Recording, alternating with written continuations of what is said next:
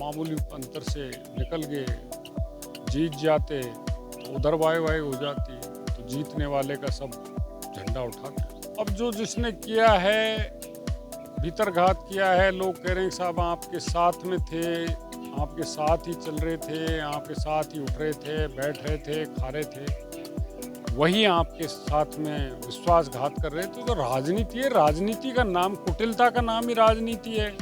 अब बगल में बैठा आदमी छुरा भोंक देगा तो अब कैसे पता लगे, कहीं न कहीं तो विश्वास किया ही जाता। किरोड़ी लाल जी उस हाइट पे हैं कि मेरी समझ में तो यहाँ से कोई पहुँच नहीं पाएगा, भले ही कोई दावे करते रहें। वो अपने आप में एक आंदोलन है, अपने आप में एक व्यक्तित्व है, उसका ऑरा इतना बड़ा है कि जो नेता, कई तो लोग भीड़ इकट्ठी करते हैं, उतना तो कहीं गाड़ी रोक देते हैं तो वहाँ लोग इकट्ठा हो जाते हैं। उस चीज़ को कोई ख़त्म नहीं कर सकता। अब जिन लोगों ने धोखा किया है उनको निश्चित रूप से पनिशमेंट कहीं न कहीं किसी न किसी स्तर पे मिलेगा, भगवान देगा, पार्टी के नेता देंगे बड़े, जहाँ जिसने गलती की है।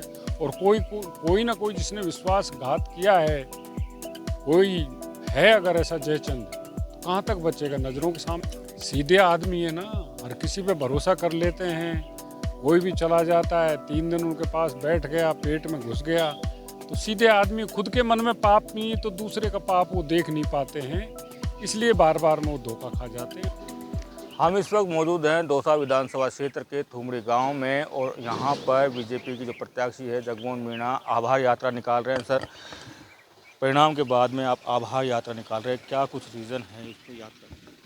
हाँ, मुझे लोगों ने खूब वोट दिया है, 73,000 से अधिक वोट मिला है, तो लोगों ने वोट तो डाला ही है। जीत हार तो चुनाव में होती रहती है। अब जिन जिन लोगों ने मेरे को वोट डाला है, उनको मैं धन्यवाद देने आया हूँ, आभार प्रकट करने आया हूँ कि आपका बहुत बहुत धन्यवाद, आपने मुझे वोट दिया। कहाँ कमी रही उसका आप लोग भी विश्लेषण करो।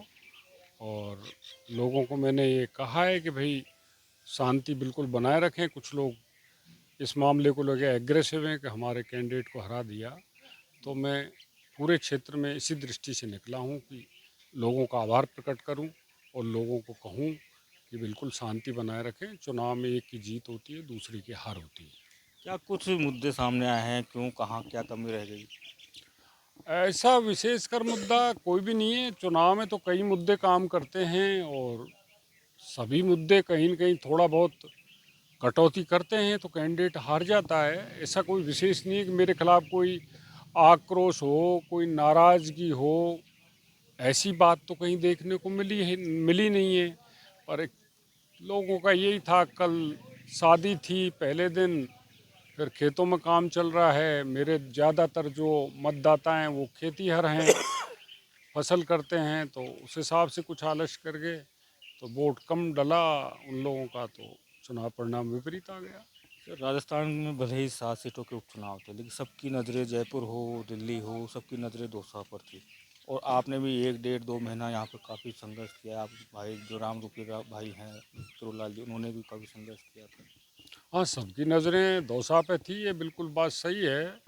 और किरोड़ी लाल जी तो हर चुनाव में मेहनत करते हैं, उनके तो स्वभाव में, उनकी आदत है, जब तक के परिणाम नहीं आ जाए तब तक वो लगे रहते हैं। मैं ही नहीं, उन्होंने हर चुनाव में इस ढंग से काम किया है, लेकिन इस चुनाव में उन्होंने विशेषकर अपनी सारी शक्ति फूंक दी थी। उसके बाद भी रिजल्ट विपरीत रहा है, तो ये तो लोकतंत्र है, जनता किधर वोट डालती है, किसके वोट ज़्यादा आते हैं, तो ऐसी कोई चिंता वाली बात नहीं है। कहीं कोई जनाधार हमारा घटा हो, कमी हो, अब मामूली अंतर से निकल गए, जीत जाते तो उधर वाई वाई हो जाती, वो तो जीतने वाले का सब झंडा उठाते हैं। पूरी सरकार यहाँ पर थी, मुख्यमंत्री भी यहाँ पर आ गए थे 2 बार, डिप्टी सीएम यहाँ पे थे, मंत्री यहाँ पर थे। किरोड़लाल मीणा खुद यहाँ पे एड़ी चोटी का जोर लगा के बैठे थे। पहली बार उन्होंने वोट की भिक्षा भी मांगी थी यहाँ। हाँ, नहीं, प्रयास तो सारे किए थे, सबने किए ही थे, सारे नेता आए, सारे लोग आए थे, तो प्रयास तो सारे थे ही। पर लोकतंत्र की यही तो खूबसूरती है, वो किसी को नीचे उतार सकता है और किसी को भी ऊपर बैठा सकता है। तो परिणाम है, आ गया, कोई विशेष बात है इसमें नहीं। तो लेकिन चुनाव परिणाम के बाद में जिस तरीके की राजनीति वैसे स्थिर हो चुकी है राजस्थान की, लेकिन 2 साल से जो राजनीति उठ रही है वो अभी भी राजस्थान की राजनीति का जो टेम्परेचर है हाई है, क्योंकि परिणाम के बाद में जो किताब निकल के आ रही है, जो पन्ने खुल रहे हैं धीरे धीरे, ऑडियो भी वायरल हो रहे हैं, लेटर पैड भी वायरल हो रहे हैं। अब जो जिसने किया है, भीतरघात किया है। लोग कह रहे हैं कि साहब आपके साथ में थे, आपके साथ ही चल रहे थे, आपके साथ ही उठ रहे थे, बैठ रहे थे, खा रहे थे, वही आपके साथ में विश्वासघात कर रहे। तो जो राजनीति है, राजनीति का नाम, कुटिलता का नाम ही राजनीति है। अब बगल में बैठा आदमी छुरा भोंक देगा तो अब कैसे पता लगे, कहीं न कहीं तो विश्वास किया ही जाता है। अब कोई विश्वास को तोड़ता है तो उसको, और ऐसा अगर किया है किसी ने, तो नीलकंठ महाराज देखेंगे, पपड़ाज माता देखेंगी। मैं तो धर्म में विश्वास रखने वाला आदमी हूँ, ईश्वर में आस्था है, और अगर किसी ने ऐसा धोखा दिया है तो निश्चित रूप से ईश्वर उसका बदला जरूर लेगा। किरोड़ीलाल मीणा को राजस्थान की राजनीति का चाणक्य कहा जाता है। क्या लगता है कि एक चाणक्य को एक जयचंदन है, और जयचंद का पता लग गया है कौन है जयचंद? किरोड़ीलाल जी उस हाइट पे हैं कि मेरी समझ में तो यहाँ से कोई पहुँच नहीं पाएगा, भले ही कोई दावे करते रहें। वो अपने आप में एक आंदोलन है, अपने आप में एक व्यक्तित्व है। उसका ऑरा इतना बड़ा है कि जो नेता, कई तो लोग भीड़ इकट्ठी करते हैं, उतना तो कहीं गाड़ी रोक देते हैं तो वहाँ लोग इकट्ठा हो जाते हैं। उस चीज़ को कोई ख़त्म नहीं कर सकता। अब जिन लोगों ने धोखा किया है उनको निश्चित रूप से पनिशमेंट कहीं न कहीं, किसी न किसी स्तर पे मिलेगा। भगवान देगा, पार्टी के नेता देंगे बड़े, जहाँ इसने गलती की है। और कोई ना कोई जिसने विश्वासघात किया है, कोई है अगर ऐसा जयचंद, तो कहाँ तक बचेगा? नज़रों के सामने तो आएगा ही।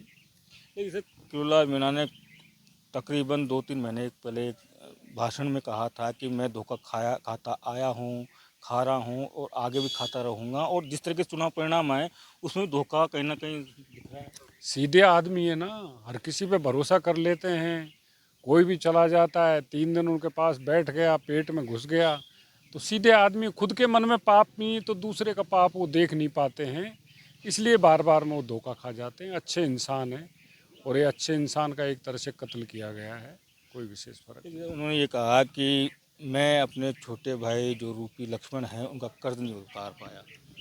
नहीं, ये उनको नहीं कहना चाहिए। ऐसे कर्ज का है, भाई का भाई पे क्या कर्जा होता है? मेरा दायित्व तो उनकी सेवा करना था, मैंने शुरू से उनकी सेवा की। वो मेरे बड़े हैं, उन्होंने मेरे को इस लायक बनाया है, हर जगह मेरी ध्यान रखा है, मेरे सुख सुविधा का ध्यान रखा है, मेरा सारा उन्होंने किया है। तो मेरा दायित्व बनता है छोटे भाई के नाते। और ये तो समाज को एक संदेश भी है कि जो भाई आपस में लड़ते हैं उनको सीखना चाहिए हमसे कि हम एक दूसरे के लिए अपनी जान भी कुर्बान कर सकते हैं। तो भाइयों को सीखना चाहिए। इससे समाज, मेरा समाज से मतलब मीणा समाज नहीं है, सर्व समाज सुधार आएगा। समाज की जो सामाजिक व्यवस्था है उसमें तो सीखना चाहिए। हमारा एक दूसरे के प्रति सेक्रीफाइस है। और अगर वो सोचते हैं कर्ज, जब मेरा काहे का कर्ज है, मेरा दायित्व बनता, छोटा भाई हूँ, मुझे उनकी सेवा का मौका मिला। एक ऐसा संत आदमी, एक ऐसा अच्छा इंसान जिसकी मैंने सेवा की, जिसको कोई और नहीं समझ पाया वो मैं तो समझ पाया हूँ। मुझे इसका गर्व है कि मैं उनका छोटा भाई हूँ। एक कहानी और है सर, जब मैंने अगस्त में आपका इंटरव्यू लिया था तो आप ये कह रहे थे कि मैं तो आंधी का बिंद का इंतज़ार कर रही, एक आंधी एक बिंद का है, ब्याह ब्याह तो हो गया लेकिन फिर नहीं पड़े। हाँ, मैं टिकट के लिए कह रहा था मैंने कि भाई, को कह रहा टिकट मिल रहा है, तो मैंने कि भाई मैं तो 2014 से मांगता आ रहा हूँ, मेरे लिए टिकट आंधी का बींद है, मिल जाए, बांगड़ी में आ जाए जब जानूँ, तो टिकट मिल जाएगा, मेरे हाथ में आ जाएगा जब समझूंगा कि टिकट मिल गया। वो उसको लेके किया था। अब फेरे नहीं पड़े, वो तो जनता के हाथ में था कि वो सफलता का सोपान मुझे पिलाती और मैं सदन में जाता, विकास का काम करता। मेरा एक सपना था कि इस दौसा को मैं ऐसे मानस पटल पर ला दूंगा कि लोग देखेंगे कि दौसा भी कोई गुड़गांव बन रहा है। जब मेरा भाई एक ऐसे कांकड़ उगने वाली जगह पर एक ऐसा मीणा हाईकोर्ट बना दिया जो दिल्ली से मुंबई तक चर्चा में है, पूरा देश जानने लग गया, तो मैं भी तो उसका भाई हूँ। मेरे में तो खून के कुछ तो गुण थे ही, तो मैं भी तो दौसा का विकास करता। अब ये जनता ने फैसला ले लिया, मेरी कौन ऊपर मानेगा नहीं मानेगा। हालांकि मैं कोशिश करूंगा कि इस क्षेत्र का पूरा विकास हो, सड़कें, पानी, बिजली सबकी मैं व्यवस्था यहाँ कराऊँ। लेकिन हारे हुए आदमी की कौन कितनी सुनेगा, ये आगे की बात है, पर मैं प्रयास पूरा करूँगा। जैसे पूरे चुनाव में ये भी चर्चा थी, उससे पहले भी ये चर्चा थी, किरोड़ीलाल मीणा ने अकेले दम पर संघर्ष किया था, विपक्षी भूमिका निभाई थी, उस हिसाब से उनको पद नहीं दिया गया। और सचिन पायलट भी ये कहते हैं कि किरोड़ीलाल मीणा को जिस तरह के संघर्ष किया था उस हिसाब से उनको पद नहीं दिया गया। अब ये तो पार्टी हाईकमान का काम है, किससे क्या काम लिया जाए, किसको क्या पद दिया जाए, क्या नहीं दिया जाए, इस पे मेरे जैसा अदना छोटा सा आदमी टिप्पणी करता हुआ अच्छा नहीं लगेगा।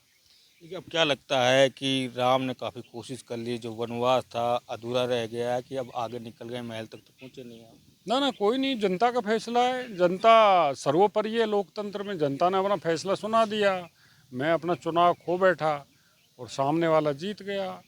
तो अब पहुंचना नहीं पहुंचना, इस दुनिया में हर चीज़ हर किसी को नहीं मिल जाती है, जो भाग्य में लिखा होता है वही मिलता है।